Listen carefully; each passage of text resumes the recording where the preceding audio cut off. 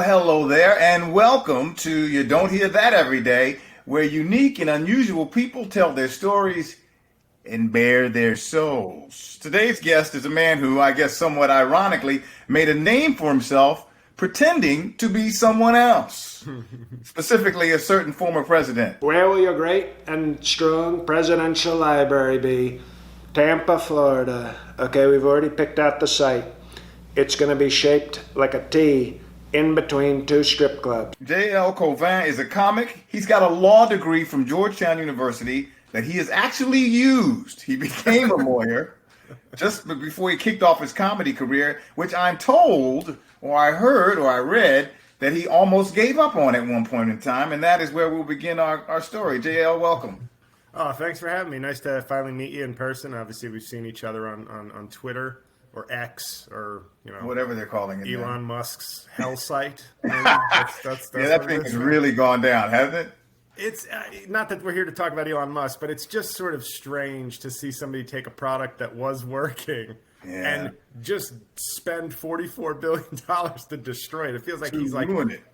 Right, it's like in the movie Major League where her goal is to like ruin the team so they can move it somewhere else. It feels like he has some greater goal. Maybe he has a social media site that he wants to launch and he wants to destroy Twitter first. But yeah, I hope you said unique and unusual individuals. I hope I'm in the unique.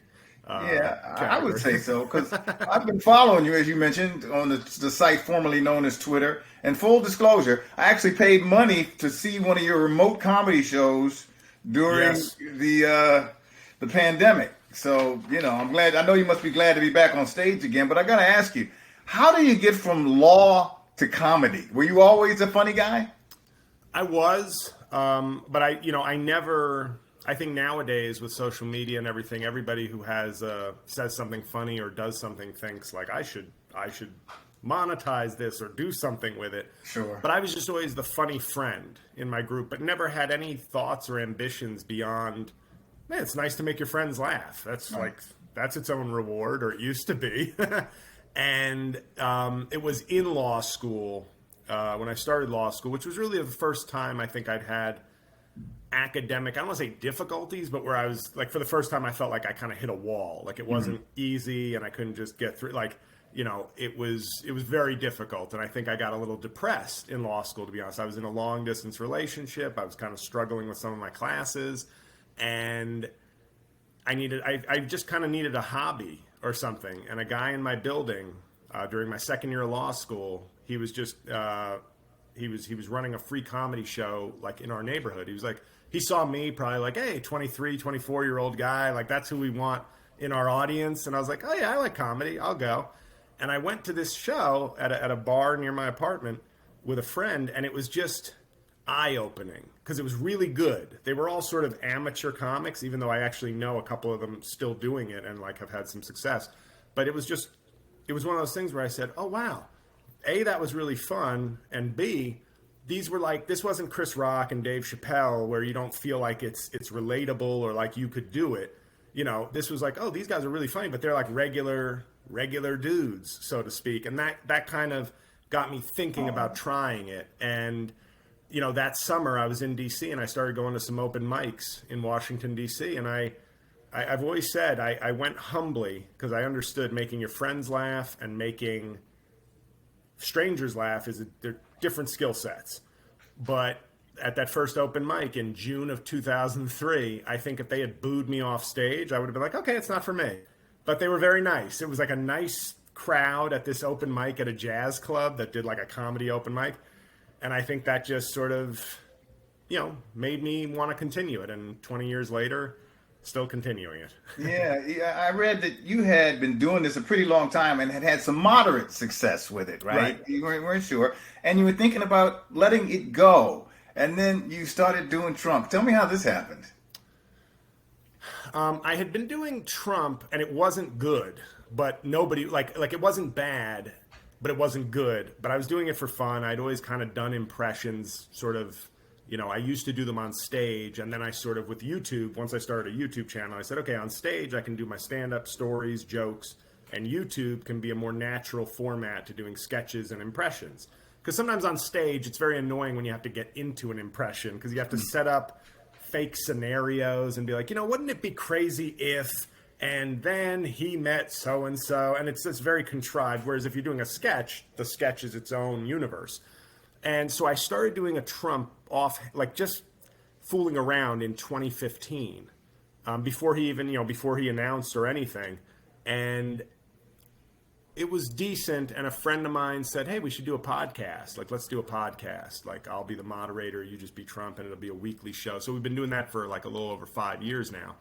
And I think that we didn't have a lot of we had like 400 listeners, which is nice when you're a nobody. You're still like, hey, 400 people out there are listening to our show. But it wasn't some big game-changing show. It wasn't like, oh, yeah, we're going to get sponsorships. And it was just, hey, it's a good weekly exercise. But that's how the impression really got good, both through physical repetition, but also an hour a week. For years, I was ad-libbing news and culture events as Trump. So when people ask me now, when they see the videos, like, oh, how do you do it? Like, is that off the cuff? And I go, I've probably done, other than Donald Trump himself, I don't think anybody's lived more as Donald Trump on earth than me. No, that's very interesting. But the podcast wasn't really hitting. It was fun to do, but like in 2019, I had reached sort of an end point. I was 40 years old. I'd been doing comedy just over 16 years. And like I said, I'd been on TV, I'd gotten on some big shows, but never the sustained success that, I had given a decade of my life where I was prioritizing comedy. So I was, instead of having a regular job, I was doing part-time legal work to pay the bills. But it was like a month-to-month existence for a decade. Never stressful, because I always could, if really need be, just say, well, I have to get just a full-time job. And I could do that, but I was choosing to make comedy the priority. And then a job at a law firm fell into my lap in August of 2019. And I knew that it would really curtail my ability to like be free to travel and do all the things that I had been doing with comedy.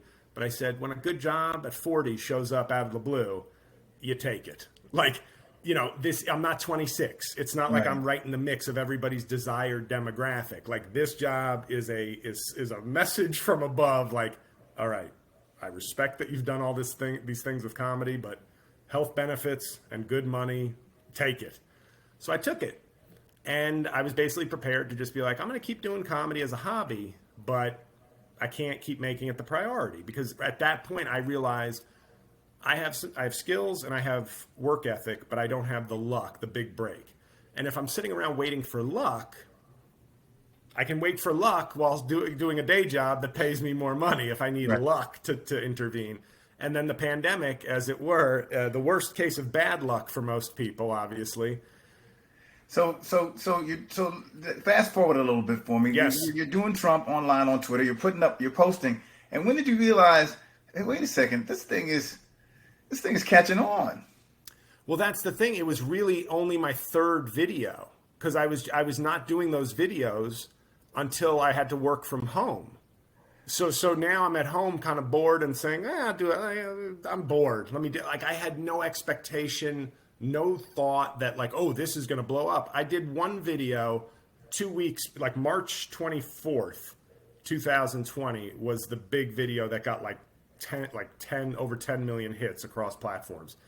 It was the third video I'd done. The first video I did got like 10,000 views. And I was like, whoa, that's pretty good. I got 50 new followers. That's great. I'll do another one.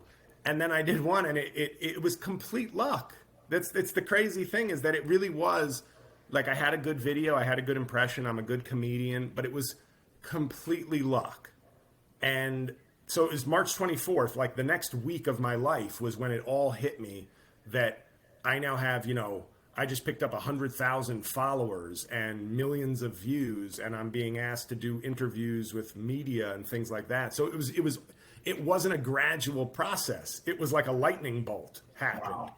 And fortunately, I had a lot of videos, a lot of sketch videos, a lot of stand-up, so that when people came to see this thing and maybe did a little more exploration of my stuff, I had a kind of a library of things for them to learn and explore and enjoy. So it was a good thing. The way I approached my career the whole time was, the phrase, dress for the job you want, not the job you have. Well, I did comedy for the level of comedian I wanted to be, not the level of comedian I was.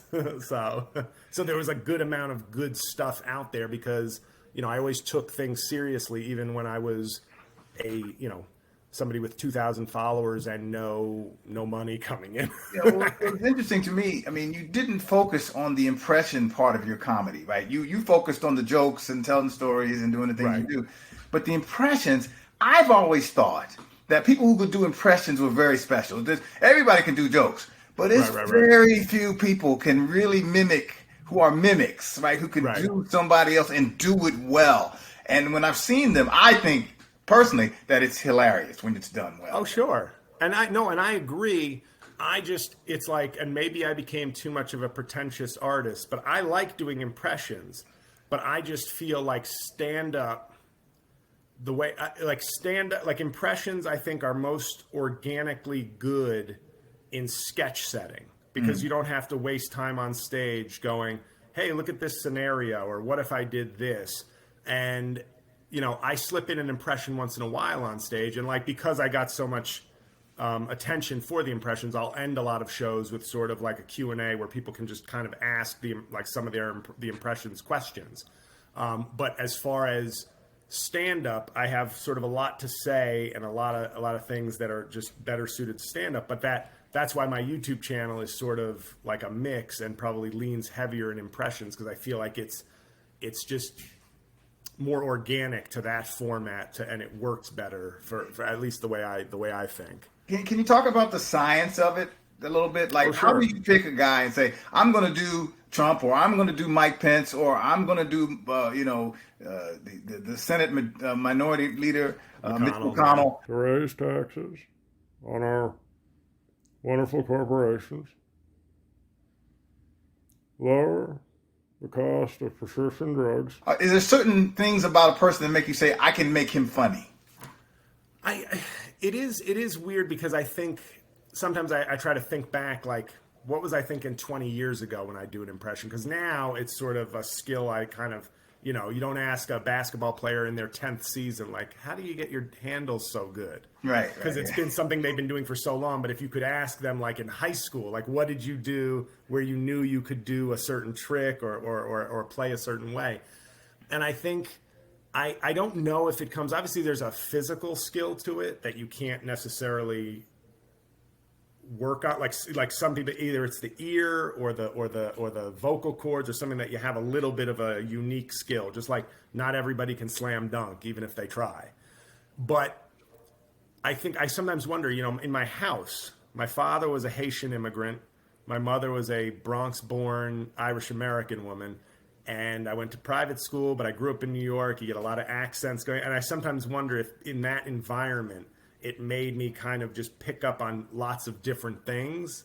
But with an impression, I kind of, 80% of the time, I'd say I just kind of know if that person is in my range. Like even if I don't have it yet, I can sort of go, I think that's in a range I can do. And then sometimes there's people where I go, like Biden. I don't really think I can do, there's a lot of people trying, but I feel like Biden has such a worn down voice because he's a much older man, that I'm surprised that somebody hasn't hired an older person to impersonate him, because I can't replicate that. I can pretend to just be like, hey man, come on, but it's not there. Whereas like a McConnell, I can just sort of deepen my voice and so like, I kind of watched him and said, I think I can just do that. And a funny one, just in terms of breaking down the science, like Don Jr. is one that I do a decent amount. And Don Jr. was one I couldn't at first. But as I don't know what he's been going through the last 4 or 5 years, his voice started to change into more of a back of his throat kind of frog voice, where it's like here. And I said, oh, it's almost like he's trying to help me out. It's almost like he moved into my range, whereas he wasn't there before. Okay. A couple of quick things. First of all, how did you decide to do Biggie Smalls then, going by what you're saying? I think sometimes I'll give you a good example. Before Biggie, there was my first viral video was a Louis C.K. impression video. And it was called Louis C.K. Tells the Classics. And it was my biggest video until the Trump 2020 stuff. And it was like 7 years earlier. So it was my biggest video. And that started with me just kind of mocking him in front of a friend. Like, I wasn't trying to do an impression. I was just kind of, the way somebody might just make fun of a coworker or something like, when Mike comes in, he's like, get over there, man. And it's like, oh, but that by Louis C.K. mockery actually kind of sounded like him. The person said, that's actually pretty good. And then I was like, okay, well, now I know I have something to work with. With Biggie, I've often joked, Biggie and J.B. Smoove are like the same impression, because I had a J.B. Smoove impression also. And they're like the same impression, but one is like Biggie is J.B. Smoove slowed down. like if you had a record of J.B. Smoove and just like did one of those, so it's, like J.B. Smoove is kind of like fast paced. Hey, Larry David, I have a question for you, Larry David. I'm sorry to curse. I was just, sometimes. That's okay. This is podcasting. But you get it. Like J.B. Smoove, kind of curses a lot, but it's like, it's very fast, Larry David. You got to talk to a black man. When you go to the store, you can't talk to him. And it's just fast. And then Biggie is like that, slowed down. So it's like, oh, so I was talking to Larry David. And he said, oh, Biggie. I was like, yeah, what? Yeah, so I was talking to Larry David, right? And it's like, they're kind of like cousins, like just different speeds. So I don't know which one I discovered first was kind of in my wheelhouse, but then it made, sometimes you can just kind of pivot off one, like build on one impression and kind of pivot to a new one also. You mentioned that you were biracial, right? Yes. The dad's Haitian and your mom is of Irish descent. Mm-hmm. Did you think that gives you sort of some street cred to do some things that you wouldn't feel comfortable doing if you were just a white guy? And by the way, you kind of look like a white guy. Oh, so. No, of course. I mean, that's like a lot of my act. Like my most recent special album is called Half Blackface. Right. Obviously a provocative title, but implicit there is like living your life as, I joke about saying like, I don't say the N-word. Not that I ever want to, but I don't need to litigate whether I can say it or not, because I go, yeah, I'll win I make a whole joke about like, yeah, I could win a court case on why I could say it, but why would I go through all that? And I have no desire to say it, but I'm very self-aware of what I look like. Mm-hmm. I've told people, I'm like, I'm very 1880s black, but 2020s Italian, maybe Middle Eastern. Yeah. And so I turn that into its own joke. And that's like sort of central to a lot of my stand-up. So I don't try to take what one might say, take advantage, because I'm sure there are white comics out there who'll be like, oh, he's just saying, like, he's making that joke because he's half black and he thinks he can get away with it. I don't approach comedy as something I can get away with, because I have said before, I had a friend who once commented that sometimes I would do jokes and not tell people I was biracial. Just didn't feel like doing those jokes that time. So, and you could see a crowd pulling back, not feeling as comfortable. And then my friend, he said, I always respected the fact that you would never let that crowd off the hook by letting them know you were biracial. Because if you believe in the jokes, and trust me, I am no cancel culture warrior. I think a lot of those people are, just make an excuse for saying hateful things. But I do think jokes should stand on their own. Like, I don't think I should have to be. Of course, there's certain language and certain things that you should be part of a community to say. But there's a lot that I don't think you have to be, oh, you can't make that joke unless. There's a lot of jokes that I think, no, I think we should be able to say that if we have a certain trust in the ethics of comedy. But I never try to get away with things. I do what I think, I can speak of my own experience. And part of the joke that I talk about on the latest album is kind of like, well, I am half black though. So can I talk, like, when I talk about this, or when I say something like, oh, when Billy Crystal did Sammy Davis Jr. on SNL, I didn't have a problem with it because I thought it was a great impression. It was. And right. And then I said, but is my opinion valid? Or would you need me to look more black or represent more black to have like a valid opinion on? Because somebody might say, no, I don't think that's right. I don't think it's, and they can have that opinion too. But that's sort of the things I play with. So I never try to take advantage or like, ha, I'm getting away with this. It's more like, this is what I think is funny and this is my background. And if you need that to make you feel better about me making certain jokes, fine.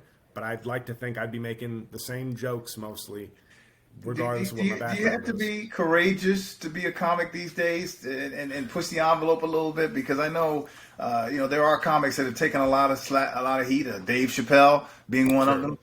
them. For some of the jokes he's made. Do you have to be at the point where you say, you know what? I don't care what you say.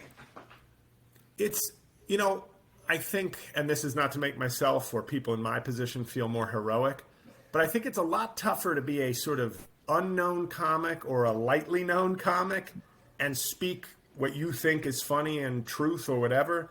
Dave Chappelle will catch a lot of heat, but Dave Chappelle is like financially insulated and has such a huge fan base that, like, him going after trans people as an example. I was one of those people who thought his jokes were funny, and some people found them offensive, but then he started veering into kind of the TED Talk series about it. I was like, well, now it's not even comedy. So I don't know if you get that same protection of, like, I'm just a comedian, because you're kind of trying to be serious with some of the stuff. Right. I think for me, it can be tough, but I just have to, I've done it long enough that I trust my own instincts and my own conscience. Like, I do comedy because I I don't want to, and this sounds self-aggrandizing and I don't mean it to be, like, I don't want to compromise what I think is funny because maybe some people either won't get it or appreciate it or find it offensive. I never try to offend people. I'm never like one of those people who's like, this will be good for algorithms because I'm saying something edgy. I don't do that. But I've done it long enough, and I know myself as a person that, I don't know if it takes a ton of courage anymore for me to do things. There are things I did 10 years ago where it was like I'm taking some risks and maybe then, but right now I'm just like, if you don't like it, you don't like it. I'm not saying anything that's out of bounds or not, so if you don't like it, you don't like it. Move on. But Sure. I don't think at this point I'm at a point where I'm like, I'm taking a risk here. It's like, I'm a good person and a good comedian, and if some people find flaws or fault, that's fine, but I don't go places that make me nervous, not because I'm not pushing any envelopes, but because I go, I'm operating within standard comedy ethics and comedy guidelines. I don't try to offend, I try to be funny. So, let me ask you this, back to Trump for just a second. Yes, sir. Do you feel as though, and I haven't even asked you about your own personal politics, and I'm not going to, Okay. but the guy got elected, he may get elected again. Is this good for JL Cauvin? I think at this point, no. I am sort of tuckered out, forgive the pun, of Trump. I still can make it funny. I still find kind of original angles on things, and I know of most of the people who do impressions out there, I know that I am a more skilled comedian than most in the impression scheme. So like my ad libs, so I know I can still make a good product when it comes to Trump, but I'm more than ready as a citizen and a comedian to move on from Trump. It's been good for me. I don't think I ever pandered. I turned down gigs for like right-wing organizations that were like, we want a Trump. We have a Candace Owens event and we'd love a Trump impersonator. I'm like, first of all, you definitely haven't watched most of my videos. You've probably only seen like 2. And secondly, no, I'll pass. Like, I don't want so is it good because algorithms will boost Trump content and then my YouTube videos get more views and stuff? Of course, that there's a real tangible benefit. But at this point, I honestly think if I still need Trump 3 years from now, then I should just be doing something else with my, like, if I haven't made people appreciate or see my stand-up or my other impressions or my writing or anything, if I need that one trick to keep people coming back 8 years later or something, then I'm washed up anyway. Fair enough. JL Cauvin, you can see him on YouTube. You can see him on the site formerly known as Twitter. You're still on there, right? Oh, yeah. Yeah, I'm still posting. He's all over the place, and he's probably coming to a town near you soon, right? Are you traveling at all? I'm on the road right now, wrapping up. My next gig on my schedule is Salt Lake City, and then I actually have on December 1st, and the ticket link is on my website is jlcomedy.com. So everything, socials, links, everything is on that site. December 1st in New York City, I'm doing a live Trump show. So that'll be me as Trump. It's like our podcast, a live version of our podcast. So that's me in full character, doing a full hour as Trump in like a Q&A. So if anybody is like particularly a fan of the Trump stuff, this is the event to go to, obviously. And it's a perfect lead into saying you don't hear that every day. So JL Cauvin, thank you so much. We appreciate you. Looking Great forward to meeting seeing a lot more of your work. Yes, sir. Thank you. I'm Derek McGinty, and as I mentioned, you